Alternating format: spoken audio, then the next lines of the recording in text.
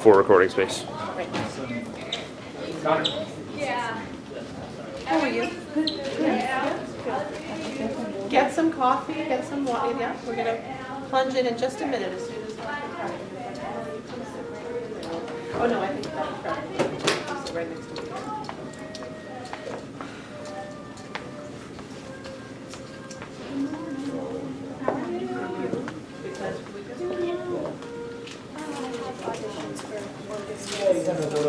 Locally or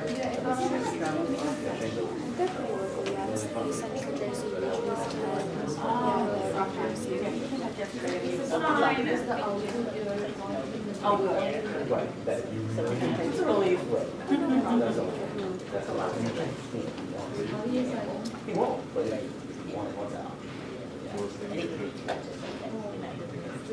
just a little something, right? Exactly. Just a little something that we didn't forget about. I was going to say, do you read? I don't have to reach You don't have to, but very good for you. Right? Take it when you can now, right? Because later on, I gotta check in. The school is really making a stronger statement on spotted water. You know what faculty in the service day were about the state of bottled water? Yeah. Just reminding you. He wakes up at 3 in the morning, like, my house said good night. Like, oh, why are you waking us up? He started the recording. Yep. We said it to you while you were sleeping, don't worry. But yeah. Now the screen. So I'm going to just do a little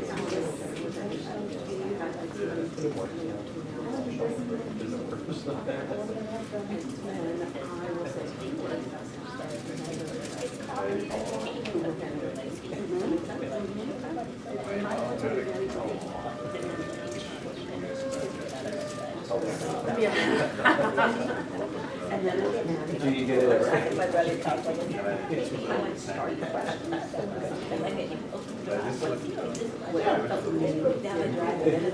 Yeah. The wind drift I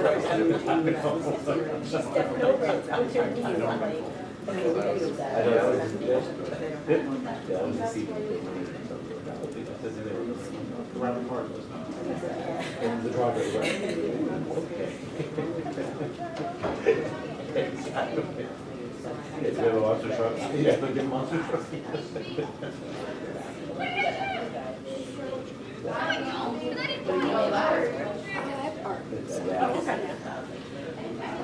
So I would So you guys would know too that it's all over, yeah, it's that. Right, exactly. Yeah, it was the worst. Hey, good morning. They have some in fact, you know, I can bring some from the kitchen here.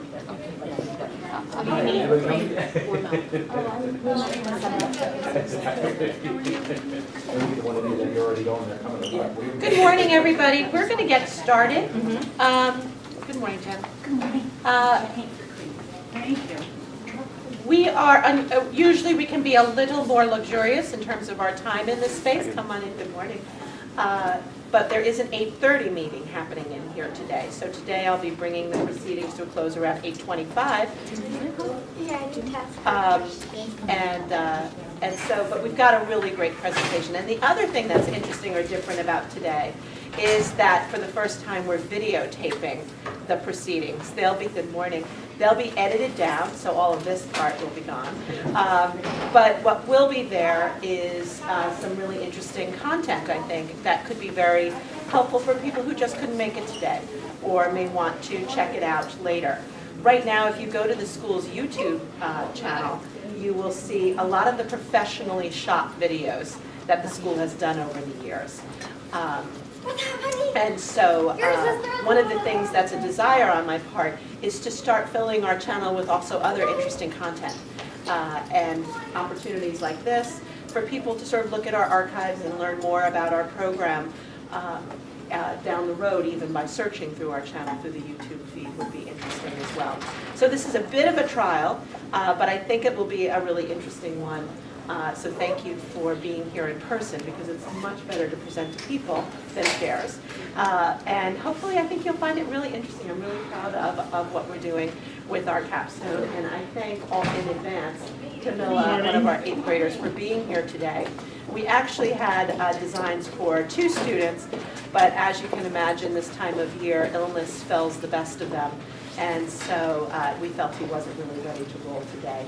And we thank Camilla for staying healthy and strong and being here with us this morning. But before we plunge into that, I'd like to just take a minute and highlight some dates coming up of interest to middle school parents between now and spring break, and talk a little bit about those events. Today is the 22nd. Oh no, today is the 29th. Where did the time go? So that means 1 week from tonight is the next middle school dance. So that's coming up next Friday from 7 to 9 p.m. right here in the AP room. Unlike the first one, those of you who are parents new to our school, I learned this my first year here. Some of our new families were looking for another parent reception in here. We only do that for the first dance each year. This is your opportunity to go off and have fun. Just come back by 9 o'clock to pick up your child. But that is this coming Friday, a week from today, from 7 to 9. 2 weeks after that, we have the President's Day weekend, just making sure you're aware of that. We are closed both the Monday and the Tuesday. Monday is the holiday, but Tuesday we're closed for an in-service day. So look for that coming up that week. And the week after that, I just wanted to point out that Thursday, the 25th, is the last day for middle school winter sports.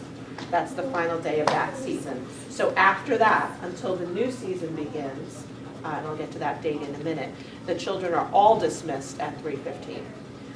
So there is, or go to Encore, one or the other for that. Looking at that first week in March, we see that before too long, the Meet the Coaches event happens for the spring sports. So that Wednesday the 2nd at 6 p.m. is the opportunity to meet the coaches for spring athletics. And then the following day, Thursday, March 3rd, is the first day of middle school sports. Finally, the other thing I wanted to point out is Thursday, March 3rd, we start performances for the musical, which we have quite a few of our middle schoolers performing in this year. So I hope everyone will come out, whether you've got a performer in the ranks or not. The show this year is Damn Yankees. And as a Mets fan, I appreciate that they did that one. And we will celebrate that, really a nice string of performances Thursday, Friday, Saturday, and Sunday for the musical. That's all scheduled. Friday, the day right after that, after the first day of middle school spring sports, March 4th, Friday, we're closed for lower school spring conferences. So once again, we have the Parent Partnership Conference, and we will head right into that on March 4th. And the last date I just wanted to point out is that week right before spring break, on Monday, March 7th, the 8th graders, Camilla among them, head to Washington, D.C. for the week. That's the big Washington, D.C. trip that 8th graders go on each year. And we'll have that happening at that time. So those are the things taking us right up until spring break.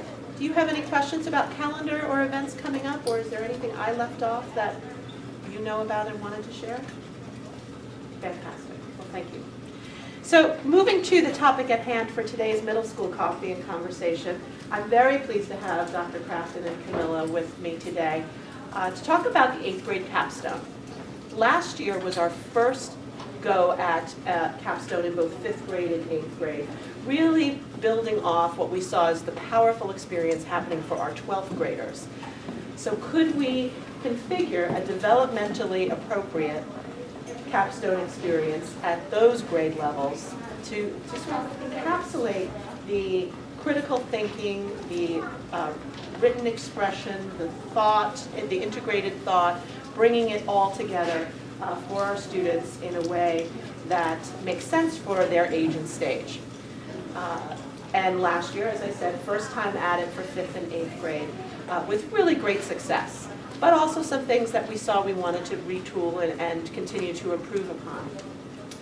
So there was a lot of planning and meeting in both divisions over the summer, meeting with other teachers along the way, and the result is a new, improved, and always developing and growing 8th grade capstone experience for this year.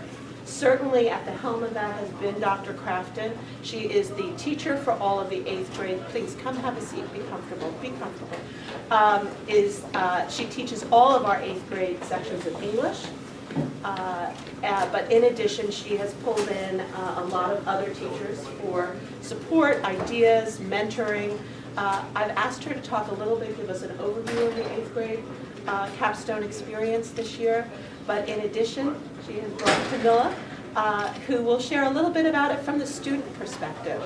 I will cheat a little bit to say we're asking a lot of our students this year. It's a very ambitious, rigorous experience for them. And I see some 8th grade parents in the room who probably be like, yes, it is. But I think it's extraordinarily rewarding, and wow, does it set them up for some really important skills going ahead into upper school. So without further ado, Karina, I'm going to turn it over to you. Thank you. Good morning. Thank you for your attention this morning for just a few moments before I turn it over to the chief here. You really want to hear from Camilla, the student who's experiencing this capstone. You've probably heard about it at home if you have an 8th grade student. So the 8th grade capstone really marks a culmination of what has been learned over the middle school experience, skills that have been developed, service that we want to instill in the hearts and the minds of our middle schoolers. 8th graders choose early in that 8th grade year a topic with which to live for about 10 months. And these students become experts on their topics. At this moment in time, every 8th grader knows more about his or her capstone topic than I ever will. And I want it that way, that's great. That's the goal. It is challenging, it is rigorous. We believe appropriately so, but I certainly want feedback from students when we're completed. I want feedback from parents when we're completed, and my colleagues as well. It is a process, and we're continuing to develop the program. The goals are several, including developing very solid and deep research and writing skills. Those are sort of the two chief skills for my English and research teacher hat, if I put that one on. The other important aspect is the service component. If you passed by the AP room this morning, you may have noticed a group of 8th graders selling breakfast. That's part of their micro-business endeavor. Part of the capstone involves service to others, and meaningful service, something that requires hard work and some introspection and some development early on.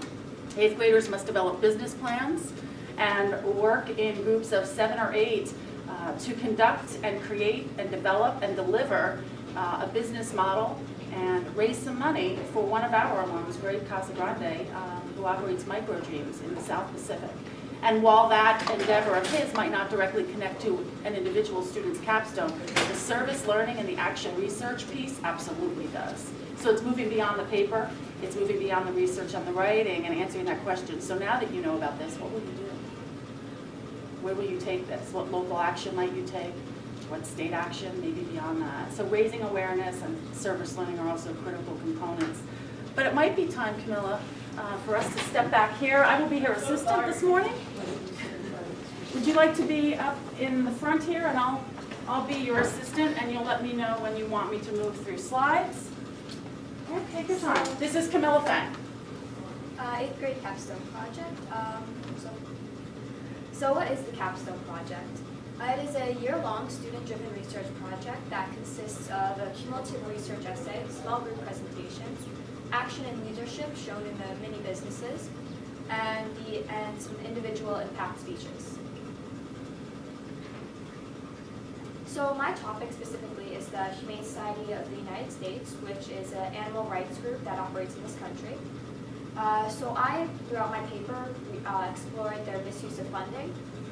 So this consisted of the facts that less than 1% of their money goes to actually helping animals, that there has been information shown that they have actually put money into offshore hedge funds accounts, and that they do not fund any local animal shelters or rescues. So the first step of this paper was research. Students researched both online, in print, and through conducting their own interviews with local professionals in the area. So we were provided with multiple academic websites, all of which provided reliable information for our topic, including Google Scholar, EBSCOhost, Facts on File, JSTOR, and some other websites. We also used multiple books and periodicals. And to organize our research, we used a research template to organize all of our information and make it easier to refer back to as we were writing our paper. We also created ourselves some research questions that we would have liked to be able to answer throughout our paper. Our teacher, Dr. Crafton, also created some more broad questions for us to be answering, such as what problem is your capstone topic addressing? So throughout the whole course of research, many students' topics ended up changing and evolving, including my own. I started originally with the AFPCA, but as I explored their misuse of funding, I found that the Humane Society of the United States was misusing their funding even more so I shifted my topic there. Also, some students realized that their topics were maybe too broad, such as global world hunger, and they ended up narrowing their focus to hunger in the United States. So we also, throughout the whole process, created an MLA format works cited and works consulted page, which I will talk about a little bit later in the presentation. So the next step of writing our essay was the thesis statement. So using the research that we had gathered in the previous step, we crafted our own individual thesis statements, which would be used in the